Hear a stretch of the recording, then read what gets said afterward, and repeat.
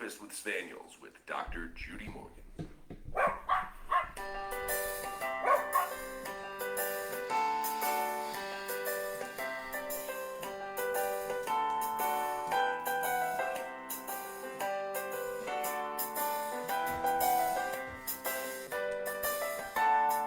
I'm early today.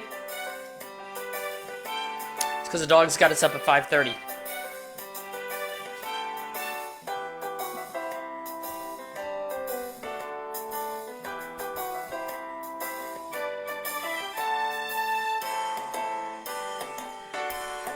There you go.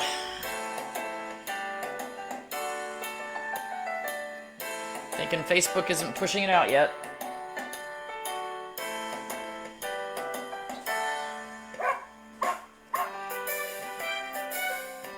And our dogs have already eaten, so they're not going to scream at you today. It's also very nice of them.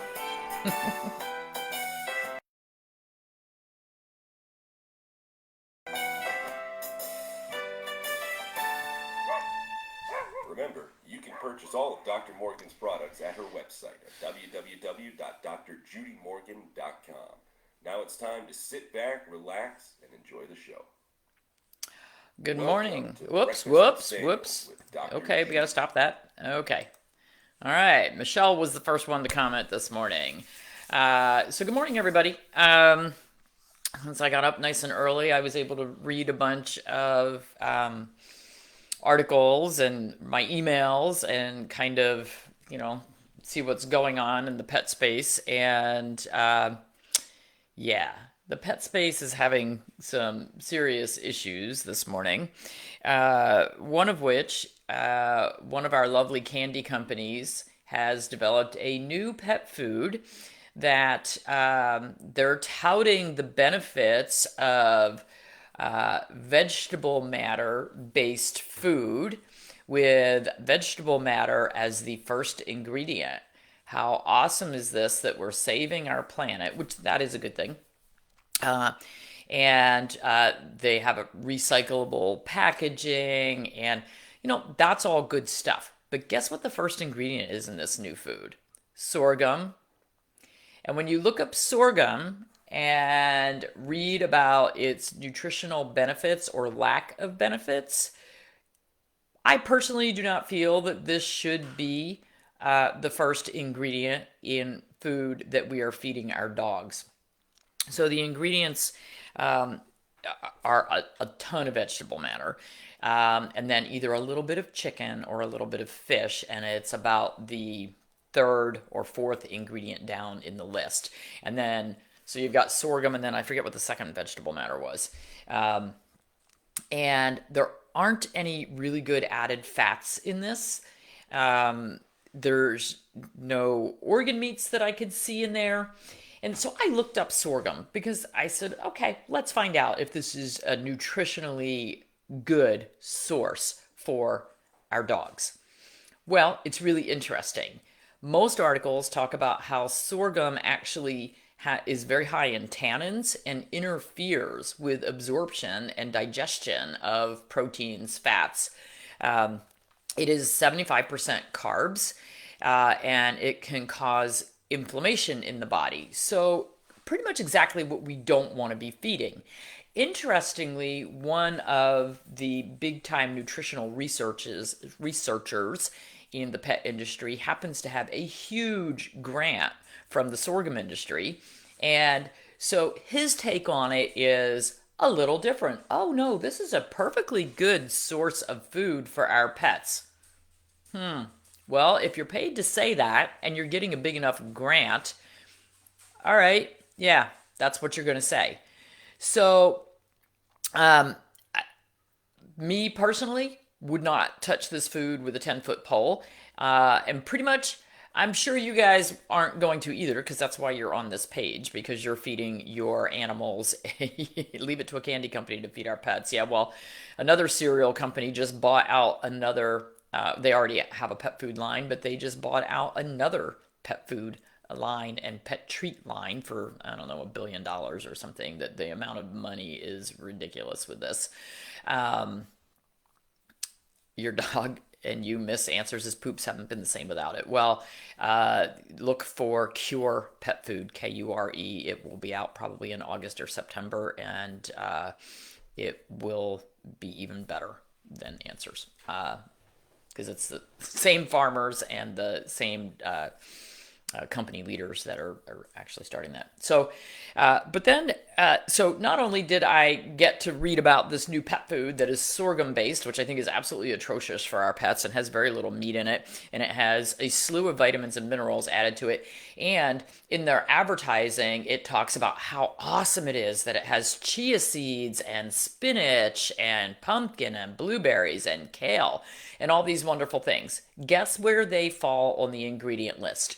Oh, yeah, down at the same level as the vitamin supplementation, below the salt, which means it's less than 0.5% of the ingredients in the food. So you buy a big bag of food, you'll get a couple blueberries in there. That's great. So helpful. So, I'm going to say that I am not in favor of this food, and I feel like I'm beating the dead horse, but I'm going to talk about starches and fats in our pets' diets again. So a lot of these, I call them TV dinners for dogs, but they're the gently cooked, delivered to your doorstep, sort of single serving packages. There's a lot of them out there now that are very high in carbohydrates. Now, I'm not talking about the good gently cooked foods like Evermore and Raised Right and All Provide that are not loaded with starchy carbs, but many of these, and they're very high priced, and they're loaded with potatoes and peas and chickpeas and grains, and you're paying for a lot of starchy carbs. And so people are asking questions about, well, my dog's coat is dry and brittle. My dog is shedding more than usual. Why am I having this problem? I switched and I've been feeding this, delivered to my doorstep, gently cooked, high carbohydrate food for the past few months, and gee, their coat looks like poo. Well, there's not enough fats in there. There's not enough animal proteins in there. There's not enough animal fats in there. There's not enough omega 3s in there. And we're feeding a lot of starches. Starches are going to dry out the body. So and yay, if we're feeding something that's at least gently cooked, that's going to be a lot higher in moisture than a kibble diet. And it's advertised as being so amazingly good for your pets that you think you're doing the right thing by switching to these foods.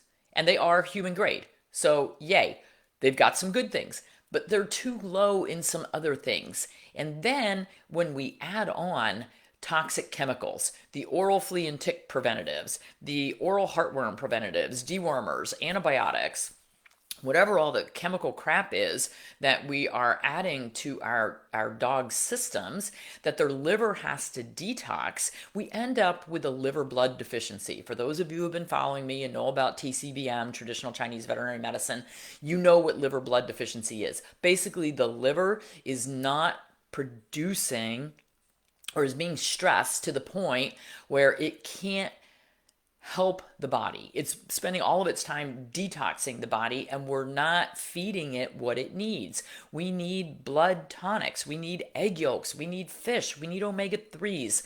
We need dark leafy greens. We need organ meat. And if we're not using any of those things in the diet, and instead we're feeding a diet that's got some meat, some green veggies, and a lot of white potatoes, you're not feeding the body what it needs. And guess what? When we have blood deficiencies, we get dry skin, dry coat, flakes, shedding. We're not feeding the body what it needs. So I'm going to keep jumping on this again and again and again. Don't starve your pets of the fats that they need, the healthy fats that they need. We've got to get those fish oils in there. I know there are other natural dog people who talk about not using fish oil. Guess what? I'm a huge fan of fish oil, or you're going to have to feed whole fish. You've got to get those omega 3s in there, particularly if you're using confinement raised beef or pork or chicken, because that's so deficient in omega 3s and so high in omega 6s, which increase the inflammation in the body. We've got to get those oils in there. Use the coconut oil, use omega-3s, use organ meats. You've got to get this stuff up to the level where it needs to be. Otherwise, you're going to be dealing with these dry, flaky coats, shedding, vacuuming up pounds of hair every day. You guys, I just, I really feel like I'm beating the dead horse, but I'm seeing it every single day in Facebook posts. Doesn't matter what dog site I go to, even the cat sites. Doesn't matter what page I go to, I see complaints about dry skin. And then I see what's being fed, and then I see the chemicals that are being used on these animals, and it it it blows my mind. It blows my mind that we can't put one and one together and get two. You know, it's like, oh, I'm feeding this really high quality food. Well, high quality according to who? According to the company who's selling it and doing a lot of advertising. You know what? There's a lot of dry kibbles out there made by candy food companies who tell you their product is the best thing in the world. Well, I'm here to tell you they're not, and they're not doing anything good for our pets' bodies. Yeah, they'll keep them alive, but they're not going to thrive, and you're going to have to deal with shedding and dry coats. I always thought that, my Dobermans shedding like banshees was what they were supposed to do until I started feeding raw food to my Dobermans and went, look at that. The hair actually stays on his body now, and it's got a good shine to it. Much better. Oh, by the way, we might be getting a Doberman who needs a home because, we need to rescue some more things. Anyway, so that's today's rant, and let's please stop using all these chemicals. Stop with the oral flea and tick medications. They are trashing your pet's livers, trashing them, even the topicals. Chase the squirrel, yeah. Okay, everybody have a wonderful day. Our builder is actually bringing us a ton of corn today, so we're going to spend our day shucking and freezing corn. Yay! I can't wait. Our corn in our garden is the chickens can enjoy it. So, it's not all bad. The chickens get to enjoy stuff. That's good news. So, that's the great thing about having chickens. Nothing goes to waste. Yeah, the green lip muscle powder is fine. Can you give too much omega-3? If you give too much, you might get soft stools.